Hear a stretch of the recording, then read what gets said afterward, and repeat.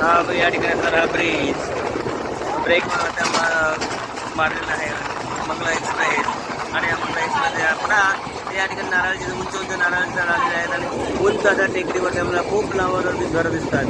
हे आहे साऊथ गोवा. आम्ही आता ट्रेनने प्रवास करीत आहोत आणि दक्षिण गोवामध्ये आपण आलेलो आहोत करमाले. स्थिवी स्टेशनवरून नंतर पुढचं स्टेशन आहे करमाले आणि त्याच्या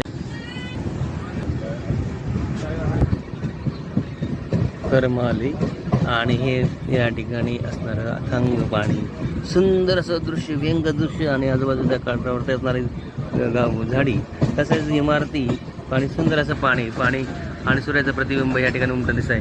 हे आपण झाडात दृश्य बघतात बघा, त्याचं प्रतिबिंब या ठिकाणी दिसत आहे. ब्रिज तयार केलेला आहे, मडगाव जाण्यासाठी रस्ता आणि हा वरून जाणारा रस्ता ब्रिज.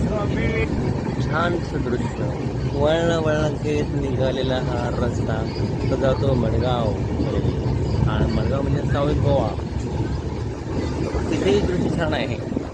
त्या रस्त्याच्या कडेला असणारा उंच उंच झाडी की जणू काही त्या रस्त्याचं काय करतायत, संरक्षण करतायत आणि त्या आजूबाजूला असणारे रंगीत घरं त्यांचंही संरक्षण करण्याचं काम आहे. त्या वाडाचे म्हणजेच नारळ झाडं करीत आहेत.